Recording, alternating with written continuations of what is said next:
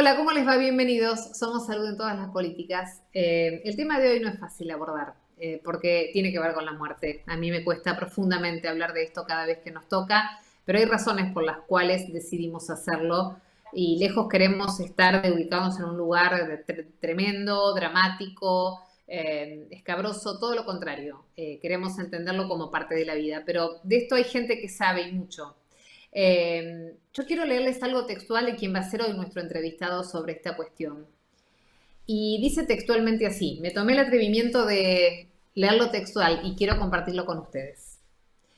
Me llevó muchos años reunir a todas mis partes interiores, sanar el corazón y lograr la paz para permanecer en el centro.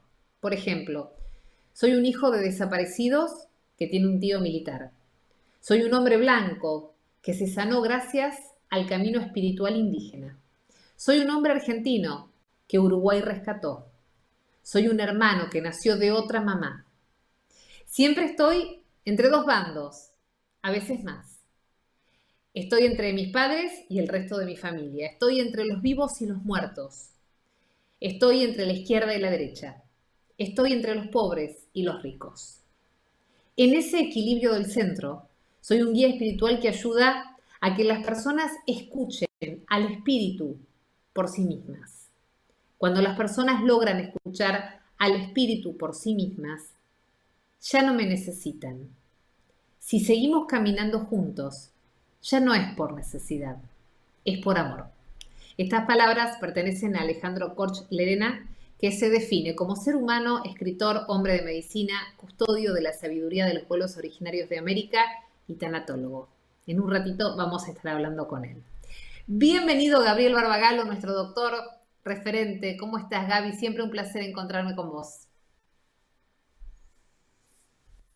Eh, Difícil después de semejante cita que hiciste. Es La textual. verdad que sí, sí, interesante. Todo un tema, ¿no? El tema de la muerte en estos momentos, ¿no? En ese tránsito. Pues el tránsito del nacimiento es algo lindo y el tránsito de la muerte debería ser también así, rodeado de paz, ¿no? Pero no siempre es así. Uh -huh, uh Hoy, -huh. Hoy te quería hablar un poco sobre la cuarentena. O sea que nosotros acá en nuestro país tuvimos que entrar nuevamente en esta semana en un cierre de actividades, producto de la marcha de esta pandemia, y se habla permanentemente de cuarentena, pero realmente nunca nos detuvimos a pensar qué es la cuarentena y de dónde viene el término de cuarentena. Uh -huh. Cuarentena es el aislamiento de las personas y de los objetos que esas personas manipulan durante una unidad de tiempo para limitar la transmisión de enfermedades contagiosas, especialmente cuando esa enfermedad no tiene tratamiento. Vos sabés que en una pandemia como esta hay dos medidas que son las más efectivas y está demostrado. Una es la vacunación, que sería el tratamiento final, y otro es el distanciamiento y el aislamiento, que son las medidas intermedias que debemos tomar como sociedad para tratar de evitar que esto crezca. Eh, Etimológicamente viene de 40 días, 40 giorni, viene del italiano que se impuso en Uh Venecia -huh. ya por el siglo XIV. Y tiene mucho que ver, hay muchas referencias, no ninguna confirmada, con este número 40 que se repite mucho en la cultura judeo-cristiana, los 40 años del desierto del pueblo judío, los 40 días que estuvo Moisés en el monte Sinaí, los 40 días que estuvo Jesús también en el desierto, o la cuaresma, que es todo el periodo de 40 días que va entre el miércoles de ceniza y la Pascua.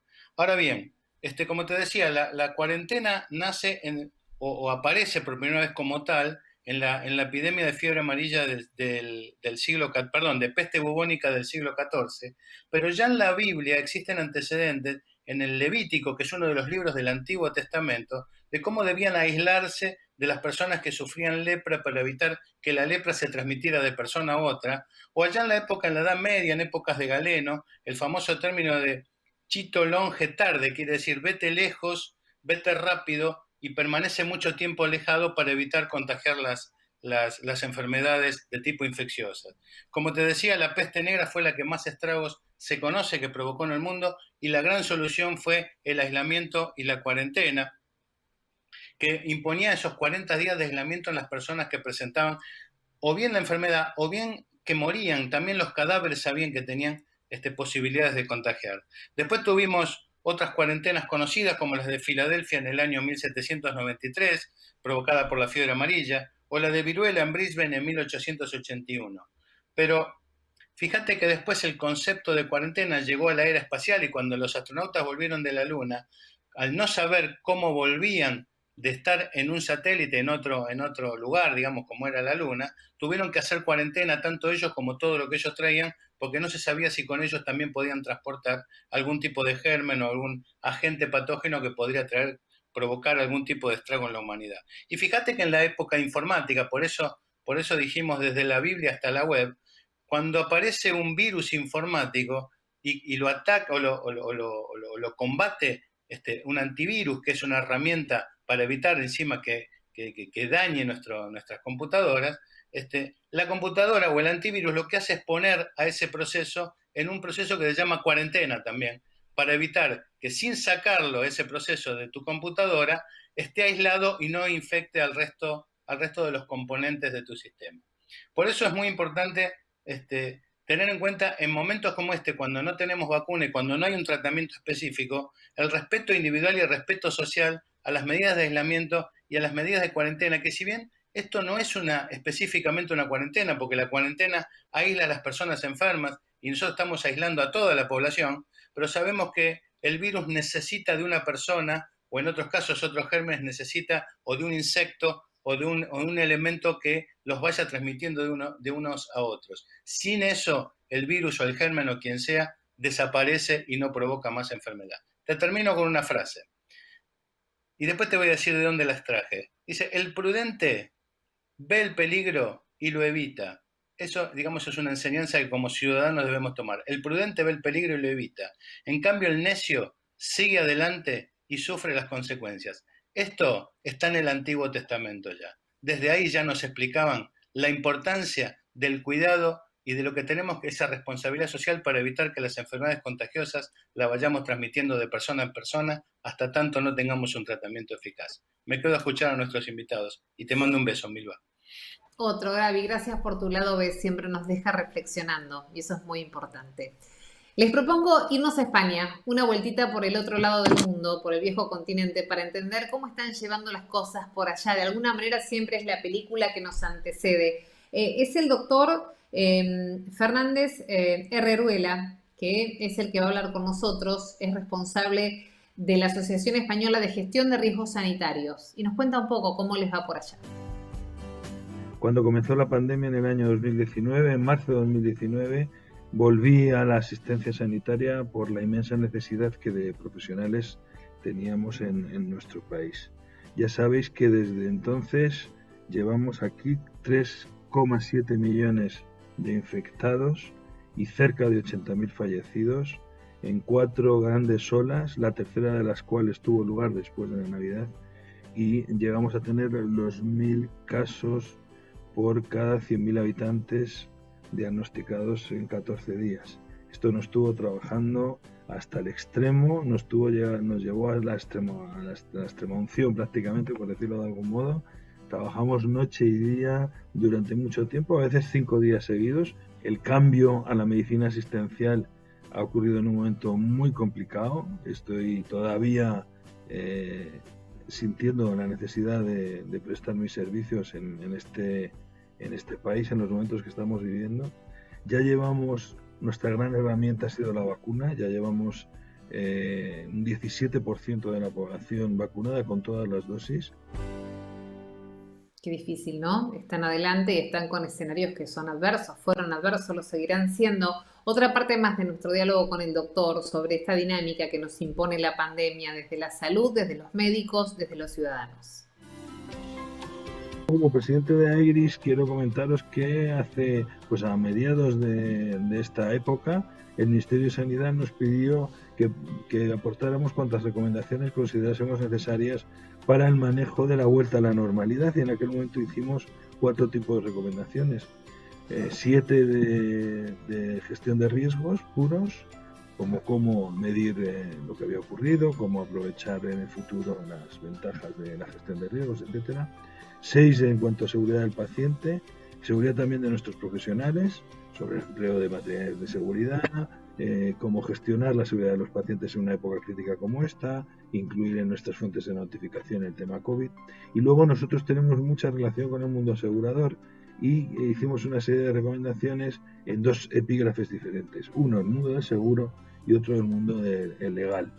Y lo que en líneas generales pretendemos es que se desjudicialice todo lo posible, todo aquello que tenga que ver con las reclamaciones de los pacientes por coronavirus. Fijaros que las pólizas de responsabilidad civil y sanitaria de las grandes instituciones y de los centros de salud que se han firmado a partir de la pandemia excluyen la pandemia cuando es la causa fundamental de la reclamación, y esto puede dejar en desamparo a la mayoría de los profesionales sanitarios.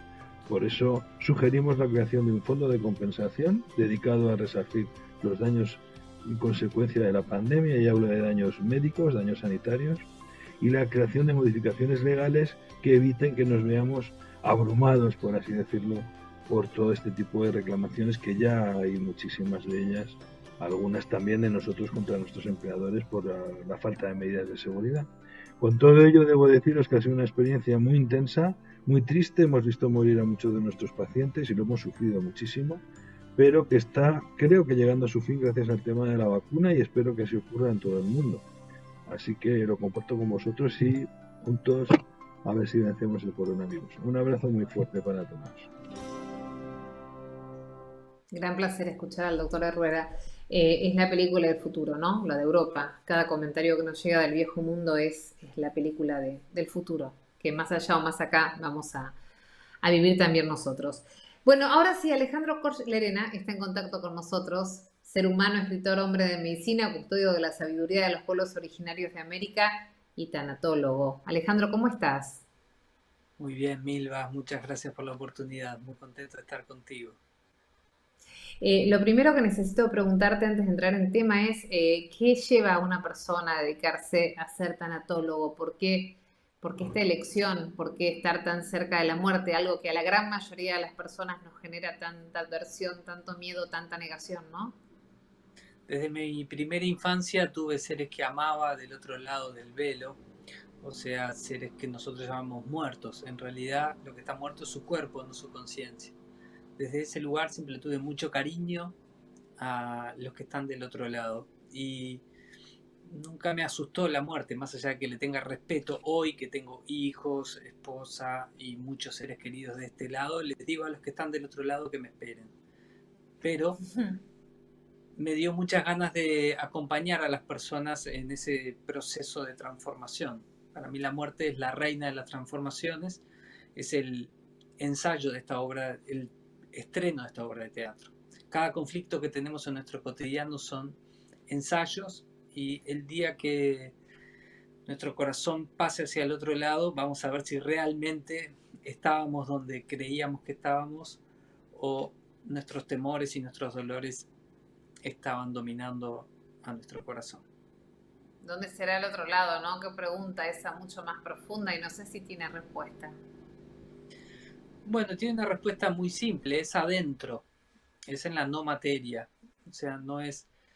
Justamente en Duelo en Niños aprendés que, por ejemplo, a los niños se les dice que un abuelo falleció y fue al cielo o está en todas partes, y eso, los niños que son muy literal y que no entienden metáforas, después cuando está lloviendo tienen miedo que el abuelo se esté mojando o si hace frío, o cómo el avión no le pega a los muertos. Entonces hay que tener, en el caso de los niños que son muy literales, mucha conciencia de cómo les vas explicando que el espíritu es, como dicen los mapuches, es la parte mínima, es lo más pequeño de la conciencia, de la materia, ¿no?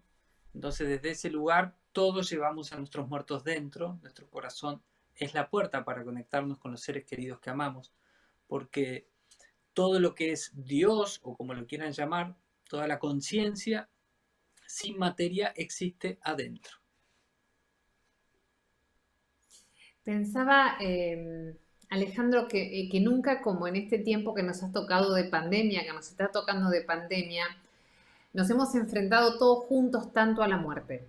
La muerte es parte de la vida de todas las personas, todos los días nacen y mueren personas, pero en este momento la gente se muere por una pandemia y sentimos todos el dolor cerca. Ya contamos dolor más que víctimas, ¿no? Esto ¿cómo se interpreta y cómo puede marcarnos como sociedad a partir de ahora, cuando el dolor de la muerte es algo tan compartido y tan colectivo? Es una conciencia, todo lo que nace se va a morir, o sea que ya todos estábamos expuestos a esta situación. Lo que ahora estamos haciendo es darnos cuenta en qué situación ya estábamos. La tanatología tiene una máxima: morimos como vivimos, vivimos como morimos. Eso quiere decir que nuestra relación con la muerte termina siendo nuestra relación con la vida.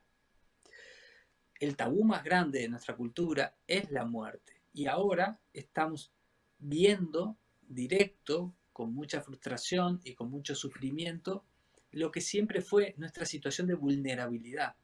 Los seres humanos nos llevamos muy mal con esta aplicación que llamamos vulnerabilidad. Creemos que ser vulnerable es ser débil. En realidad, ser vulnerable puede traer también grandes cambios y transformaciones. Por ejemplo, en este momento con la pandemia, se constelan las tres situaciones para que se dé la vulnerabilidad. Hay riesgo emocional, hay incertidumbre y hay exposición.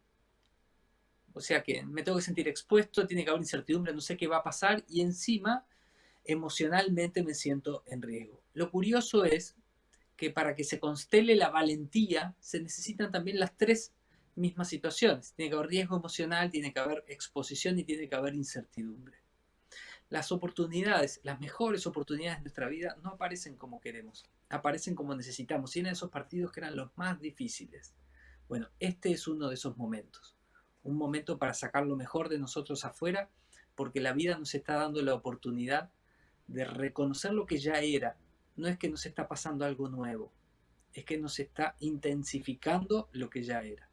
Y ahí podemos aprender a vivir diferente, porque cuando te digo esto de morimos como vivimos y vivimos como morimos, justamente cuando le tenemos miedo a la muerte, le terminamos teniendo miedo a la vida. Y cuando la muerte se acerca tanto, nos muestra el regalo hermoso que es cada mañana cuando abrimos los ojos, lo bonito que es poder compartir con tus seres queridos más íntimos.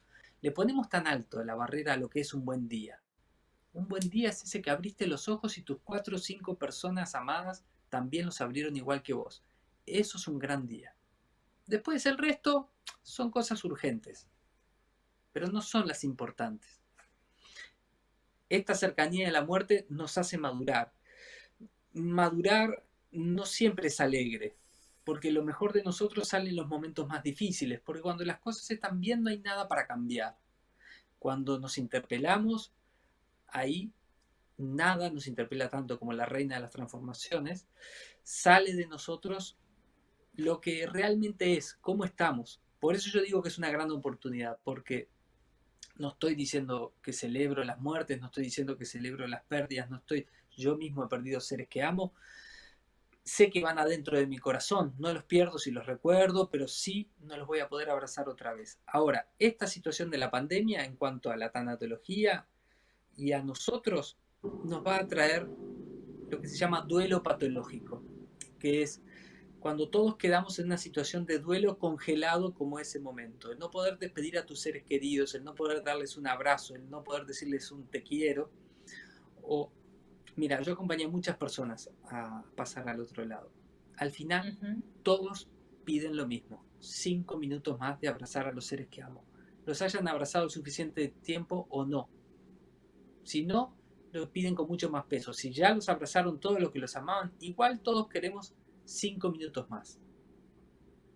Es lo único que nos queremos llevar a esa altura, ¿no? Todo el resto no existe. Es el abrazo de la gente que amamos, ¿no? Qué frase. Todo lo que vale no se puede comprar. ¿Cómo será esta pandemia, no? Porque, por un lado, digo, culturalmente, Alejandro, tenemos, sobre todo de este lado del mundo, los occidentales, tenemos una cosa de negación a la muerte. Digo, me parece que la cultura oriental tiene una conexión, o las culturas originarias tienen una conexión más respetuosa y más natural, si es que cabe la expresión, con la muerte. Nosotros nos aterra, y digo, y ahí me corro de la pandemia, porque el dolor que estamos atravesando es muy grande y sin dudas en esta charla con vos uno puede entender que la pandemia viene a avisarnos algo, viene a marcarnos un límite, viene a pedirnos un cambio. Lo que pasa que, claro, el costo es demasiado alto, ¿no? Uno se pregunta, ¿teníamos que llegar hasta acá para tener que modificar algo, para tener que cambiar algo? Pero nos cuesta mucho hablar. A mí me cuesta hablar, a la productora del programa le cuesta hablar. Hoy lo decíamos, era un placer conversar con vos, pero el tema nos cuesta nombrarlo. ¿Cómo cambiamos eso para no pasarla tan mal? Esto que vos decías, espera, tenemos que dejar de sobrevivir para vivir, ¿no? Es una de tus frases predilectas. Sí, de la que les digo a las personas cuando salen en la búsqueda de la felicidad 100%.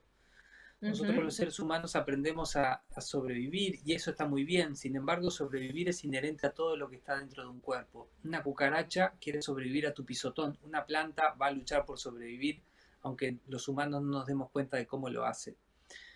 Y muchos humanos te hablan de sobrevivir como que fuera el máximo en su vida. Sin embargo, para descubrir de qué se trata esto de vivir, hay un momento en el que hay que dejar de sobrevivir y aprender a amigarme con esa parte vulnerable. Bajar las máscaras, los escudos de defensa que les muestro a los demás, pero primero bajármelos hacia mí mismo. Entonces, ¿qué ocurre? Cuando yo creo que yo soy ese ser que nació el día que marca mi documento, lo que a mí me pasa es que veo la muerte con mucha angustia, porque creo que mi existencia va a terminar el día que mi cuerpo me expulse. Entonces tenemos una pequeña toma de conciencia de que el contrario de la muerte no es la vida, el contrario de la muerte es el nacimiento. Nacimiento y muerte son partes del círculo de la vida. Hay vida, como vos lo sabías, antes de que vos y yo naciéramos. Y va a haber vida después de que nuestro cuerpo nos expulse, que nos muramos. No hay cuerpo, pero sí hay conciencia. Para eso es el fundamento de todos los caminos espirituales. Que los diferencio de las religiones, uno debe ser un camino espiritual o no. Un camino espiritual es una serie de experiencias que hacen que el caminante pueda integrar por medio de su propia experiencia la verdadera conciencia de quién es, de qué se trata esto de ser humano. Vos hablabas hace un ratito, y con esto te estoy despidiendo en unos minutos, Alejandro, de cuando los chicos entienden que los seres queridos se fueron al cielo y que si se mojan porque llueve y si los aviones los chocan.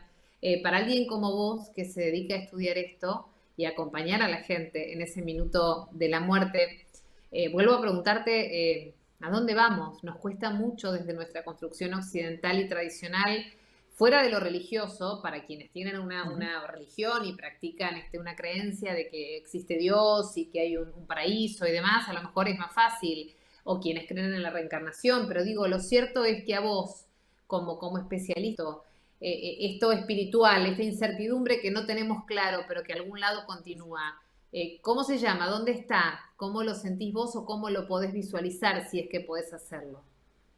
Te voy a dar algo mejor que mi sistema de creencias, porque todos tenemos un sistema de creencias. Te voy a dar la investigación que hizo Elizabeth Kubler-Ross, una psiquiatra suiza fundadora de la tanatología, ya fallecida ella. Investigó 30.000 casos de lo que se llama SM, experiencias de casi muerte. Personas que fueron clínicamente diagnosticadas muertas y la ciencia, no sé, volvieron a nacer. Las 30.000 personas con religiones diferentes, con edades diferentes, con motivos de muertes diferentes, en lugares del mundo diferentes, vieron exactamente lo mismo. Algo que no es muy nuevo, porque se lo dice ataque de burro a Shrek cuando se desmaya en una película, le dice, si ves una gran luz blanca, no vayas por ahí, no vayas por ahí. Resulta que las 30.000 personas dan testimonio, muchos habían dejado hijos de este lado, muchos habían dejado seres amados, que sentían una paz tan grande y una confianza tan grande desde esa luz que los llamaba, que algunos la veían como el final de un tren de ferrocarril, otros la veían como el cielo o un puente y del otro lado de la orilla estaba la luz. Y en los 30.000 casos había un ser querido que había fallecido antes, o un espíritu como Jesucristo, Buda, la Virgen María, los que ellos le profesaban su fe, esperándolos. Y a los 30.000 casos le dijeron lo mismo: este no es tu momento, tenés que volver. No les dieron a elegir, porque dicen que si hubieran dado a elegir, ninguno hubiera vuelto. fueron obligados a volver porque tenían mucho más para aprender de este lado de la vida. Entonces, no se trata tanto de nuestros muertos. Yo siempre digo, al final todo termina bien. Se trata de que si nosotros vivos todavía tenemos una gran oportunidad, nuestro corazón late y la escuela de la vida tiene mucho para enseñarnos. Y estos momentos difíciles es donde podemos dar lo mejor. Alejandro, gracias. Gracias de corazón. Gracias por haber conversado con nosotros. Nos vemos la próxima vez. Gracias. Un honor, a las órdenes. Gracias por la oportunidad. Gracias, Alejandro Korch Lerena, entre otras cosas, tanatólogo. Les sugiero que vuelvan a ver el programa, porque dijo un montón de cosas que para escucharlas una sola vez son un montón. Vuelvan a verlo, está imperdible. Somos Salud en todas las políticas. Estamos de vuelta la semana que viene. Gracias por acompañarnos.